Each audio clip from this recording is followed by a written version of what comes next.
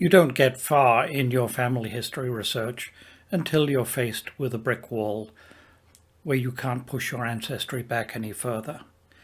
If you're an experienced family historian, you probably feel like you're surrounded by brick walls on every side. That's despite having exploited all the resources you can find: census, civil registration, probate, land records, military, a whole host. You've looked at online family trees that other people have put on, say, Family Search or WikiTree or Ancestry. You've taken DNA tests and reached out to your matches and maybe even received a few responses to that. Well, looking at the title here, you're not going to be surprised that I'm suggesting you take advantage of Canadian newspapers online to look at your Canadian family history, and particularly here the free ones available through provincial initiatives. Some provinces' archives have gone into these initiatives. Some universities have initiatives, and there are other organizations too. My name's John D. Reed. I've been an advocate for newspaper digitization for many years. When you start working on a new aspect of your family history research, there are a number of portal sites you can go to get you started. Perhaps Cindy's list from Cindy Ingle is the best known. Family Search has a wiki, Family Search wiki, that has a lot of in-depth articles. And for us Canadians, Can Genealogy has some links more in depth on Canada. All three of those make mention of a site that I like to go to when I start my newspaper research, and that's the Ancestor Hunt. So here it is, theancestorhunt.com. It's a private initiative of Kenneth Marks from Arizona, and he focuses more on US resources, but also has a good coverage of some Canadian resources. And you can see in the black navigation bar there the variety of things that he's interested in. For our purposes, what you need to look for is the newspaper links. Click on that and then scroll down beneath the US newspapers to the Canadian resources. There's a clickable link for each province and a combined one for the territories. Click around between them and you'll find they're all organized in a fairly similar manner. On each provincial page, you'll find main headings, free sites, and subscription or pay sites. And within the free sites, there are subsections called collections for province-wide, county, region, and library, student, miscellaneous, and a catch-all of other free sites. Today I'm going to be talking mainly about the province-wide collections. Not that there isn't good material in the others. We'll start on the west coast, British Columbia, take a quick trip up to the territories, and then go from Alberta eastward. I've put a little star on each province that I think has particularly good sites, and by that I mean sites that have a fair number of newspapers and which are full text searchable.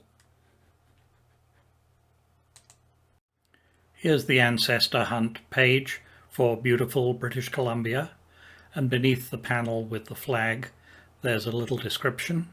British Columbia is one of the Canadian provinces that does have a significant central online repository for searching historical newspapers. I'm going to eliminate that description for most of the provinces that I show and just edit it down so you can see what I consider to be the major newspaper for that province, or rather the newspaper collection. So here's what that looks like for BC. The major repository is the British Columbia Historical Newspapers from the University of British Columbia. You'll find that both the title and the individual titles of the papers are clickable, so it's easy access. Clicking on the main heading, the collection page, and scrolling down, you find this rather nice map of the locations of the various papers in the collection, and on the left-hand side an alphabetical listing showing the 168 newspapers in the collection. I'm not going into detail for every one of these provincial sites, but in this case I clicked on the Abbotsford Post, and what comes up is a sort of overview paragraph at the top, and then information of the publisher, date of publication, language repository, etc. And it tells you that there are 638 issues in the collection. So you can search the full text using the search box there. For want of anything better to search, I chose my own surname on the Abbotsford paper, the Abbotsford Post, and came up with 126 results. On the left is a nice bar chart showing the occurrence by date of those hits, and in the center a display of the particular issues that have a hit. In the first case it's for the October the 3rd, 1913, and you can click on the show details for more information. Here's what I found when I clicked on that show details and then zoomed in, finding a whole bunch of read mentions in this one particular article. It's for the 3rd of October, so I think these are probably awards from some sort of a full fair. But just imagine that probably the fact that your read ancestor won these awards is not likely something that would be passed down for over 100 years, but reading it you get some idea of the interest of that particular family at the time. We make a quick trip up north to the territories, but basically there is very little in the way of digitized newspapers from then. The Yukon has a few papers digitized for Dawson through Canadiana Online, but that's beyond the scope of the topics that we're dealing with here. For Alberta, by far and away the best collection is Peel's Prairie Provinces Newspapers, 1871 to 2007. It's an initiative of the University of Alberta Libraries, and there are 97 Alberta newspapers in that collection. Peel's Prairie Provinces has more than newspapers. As you can see from the menu, there's books, images, maps, and more. It's named for Bruce Peel, who was a renowned University of Alberta librarian.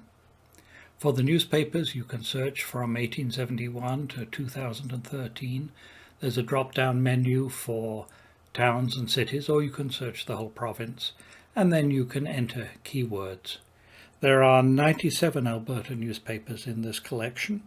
They vary from a single issue to over 8,000 issues for the Edmonton Bulletin. That's 45 years worth. For Saskatchewan, the Provincial Archives have imaged and put online the Saskatchewan Historical Newspapers Online Collection. There are quite a number of communities, and behind each one on the list there you can see the number of issues that are available.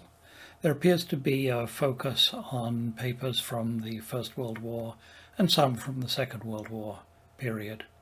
But unfortunately, although they want to make these full-text searchable, at the moment they're not. For Manitoba, amongst others, there's the Manitoba Newspapers 1859 to the present, and then the University of Manitoba Library's digital newspapers. But looking at the title, you see there's a lot of overlap. Here's the array of 40 newspapers from the digital library's collection. They vary from those with very short runs.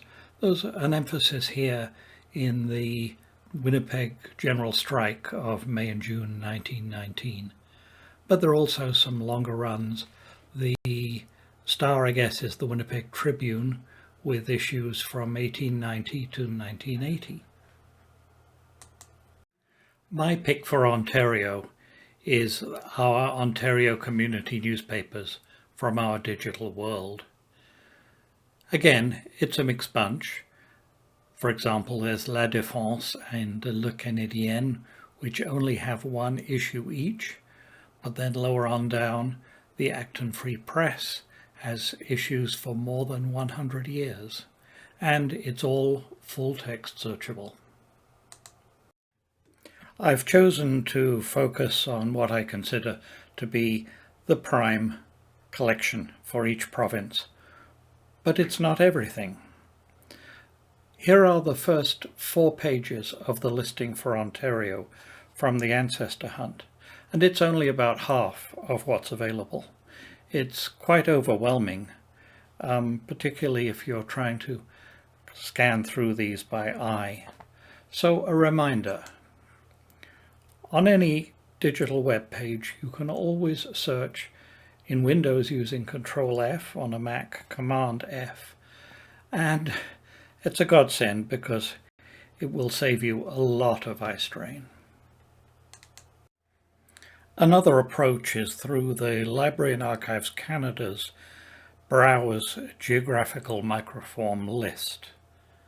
It's organized by province and then alphabetically by community.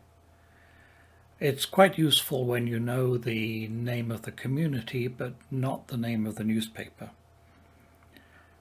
Some of these entries are actually linked to online editions or collections of the newspaper. Pour la belle province du Québec, Bibliothèque et Archives nationales du Québec, the Provincial Archives, have done a nice job in digitizing a whole range of newspapers. Unfortunately, the Ancestor Hunt doesn't do it justice.